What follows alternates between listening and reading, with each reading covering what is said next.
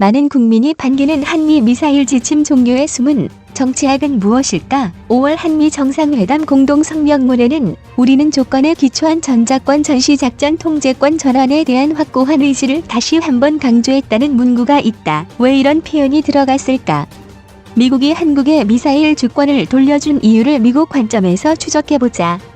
미소가 위성국과 동맹국을 거느리고 치열하게 대립한 것은 잘 알려진 사실이다. 전쟁 승리의 첫걸음은 성공이다. 적을 초전에 박살내야 이길 수 있기에 두 나라는 신속하게 사격할 수 있는 대량 살상 무기 개발에 주력했다. 대표적 무기가 음속의 10배 이상 속도로 날아가 상대를 초토화하는 핵미사일이다. 최고 대륙간 탄도미사일 ICBM인 미국 미니트맨 3회 공사로차는 240m로 알려졌다. 위성 위치 확인 시스템 GPS 유도를 받지 못한 과거 ICBM은 매우 부정확했다는 얘기다. 적군은 피격을 의식해 병력, 물자를 지하에 숨기기 때문에 정확한 사격은 매우 중요하다. 1만 킬로미터를 날아가는 ICBM보다 3,000에서 5,000km를 비행하는 중거리 탄도미사일 IRBM이 훨씬 더 정확하다. 따라서 미국과 소련은 IRBM 개발에 신경을 곤두세웠다. 또한 북한의 미사일 개발사에서 알 수 있듯이 IRBM을 만들어야 ICBM을 개발할 수 있다. 1948년 소련의 베를린 봉쇄, 1950에서 1953년 6.25 전쟁으로 본격화한 미소냉전은 1962년 쿠바 미사일 위기로 절정에 달했다. 이 사태는 IRBM 때문에 일어났다. 당시 미소는 액체 연료 추진 로켓 IRBM만 실전 배치한 상태였다. 소련의 팽창에 긴장한 미국은 북대서양 조약기구 네이토 동맹국 터키와 서독 등의 모스크바를 겨눈 IRBM을 집중 배치했다. 이에 맞서 소련은 미국 플로리다 반도로부터 약 200km 떨어진 쿠바에 IRBM을 배치하려 했다. 소련의 IRBM을 실은 배가 쿠바로 향하자 존 F. 케네디 당시 미국 대통령은 배를 돌리지 않으면 공격하겠다고 선언했다. 세계는 핵무기를 사용한 제3차 세계대전이 일어나지 않을까 긴장했다. 타협은 위기가 최고조에 달해야 이루어진다. 쿠바 미사일 위기는 니키타 크루쇼프 당시 소련 총비서가 자국 선박을 불러들이고 미국의 동맹국에 배치한 IRBM을 빼내기로 하면서 일단락됐다. 양국은 자국에서 상대방 핵심부를 맞추는 ICBM과 신속 사격이 가능한 고체 연료 로켓 개발에 더 주력했다. 핵무기의 역설 공포의 균형. 쿠바 미사일 위기가 있고 수년 뒤 액체 연료를 사용한 IRBM 레드스톤을 운용하던 미 육군이 고체 연료를 쓰는 퍼싱을 개발해 실전 배치하기 시작했다. 퍼싱이라는 이름은 제1차 세계대전에 참전해 미국 원정군 사령관과 육군 참모총장을 지낸 존 퍼싱 장군을 기린 것이다. 퍼싱은 소련이 개발한 이스칸데르보다 먼저 화강종 도약 기술을 도입한 미사일로 유명하다. 정확도도 높아 당시 걸작으로 꼽혔다. 비슷한 시기 소련은 액체 연료를 쓰는 SS-20을 개발했다. ICBM 개발까지 성공한 양국은 자국에 ICBM을 다량 배치했다.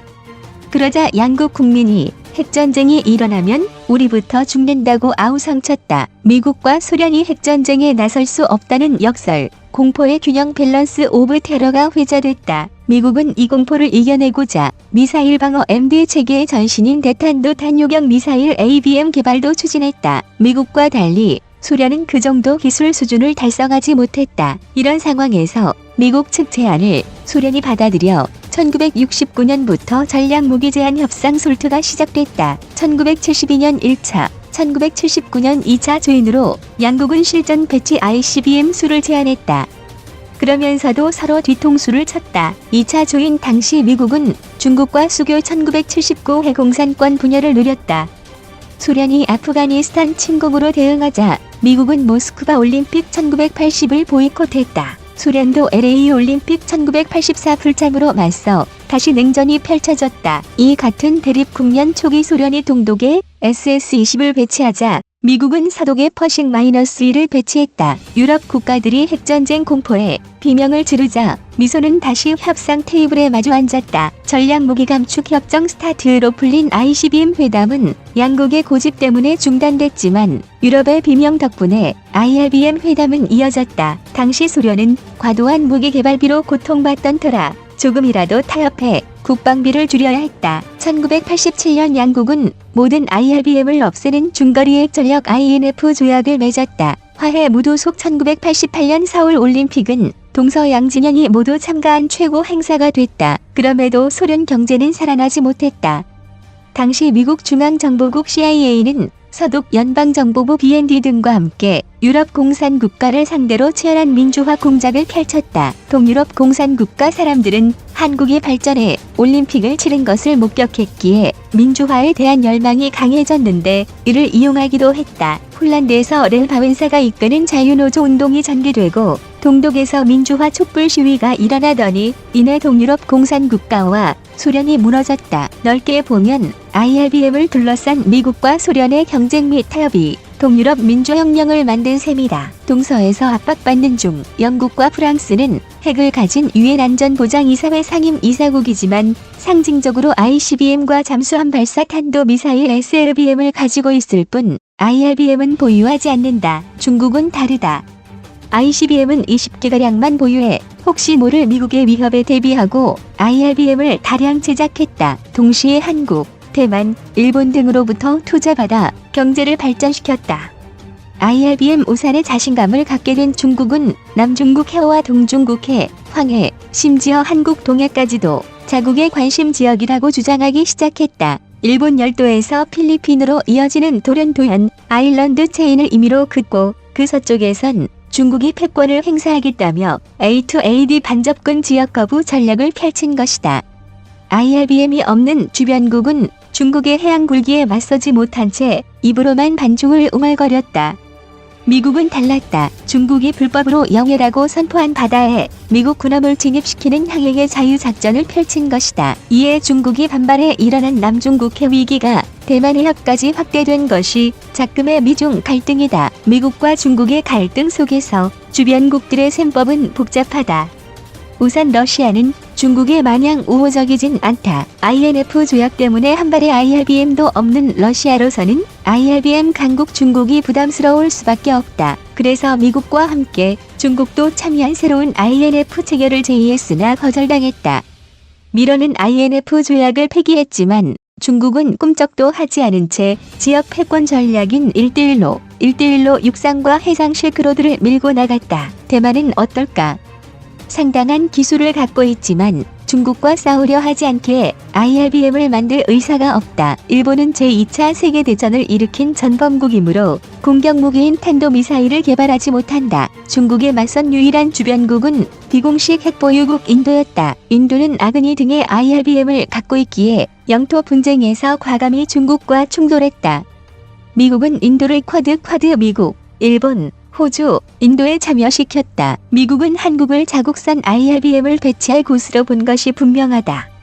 공격 무기를 배치할 때는 이를 지킬 방어 체계부터 갖춰야 한다. 이런 맥락에서 주목할 것이 2016년 북한의 4차 핵실험 직후 박근혜 당시 대통령이 긴급히 허용한 주한미군의 사드 THAAD 고고도 미사일 방어 체계 배치다. 미국은 자국 영토 괌에 사드 미사일, 일본의 사드 레이더를 배치해놓고 한국에도 사드 배치를 강력히 요구한 바 있다. 박근혜 정부는 이를 허락하지 않다. 북한이 핵실험을 한 직후 전격 승인했다. 2017년 11월 8일 문재인 대통령과 도널드 트럼프 당시 미국 대통령의 정상회담 후 발표된 공동 언론 발표문에는 사드 배치를 확인한 두 정상이 북한 핵미사일 위협에 대응해 억제력 및 방어력을 향상하고자 일본과의 3국 간 안보 협력을 진전시켜 나간다는 내용이 있다. 방어 체계를 갖췄으니 억제력을 발휘할 공격 무기도 배치하겠다는 뜻이 분명하다.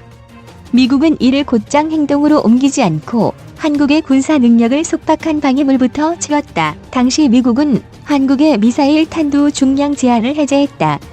2020년 한국은 탄두 중량 2.5톤의 현무-4 미사일을 개발했다. 그리고 이번 한미 정상회담으로 마지막 남은 사거리 제한도 해제해 가칭 현무-5 IRBM을 개발할 수 있게 됐다. 북한과 중국은 북중 우호 조약에 따른 군사 동맹이라 북한 정권이 붕괴하면 중국은 군대를 파병할 수도 있다. 현무-5는 그때 중국을 견제하는 효과적인 무기가 될 것이다.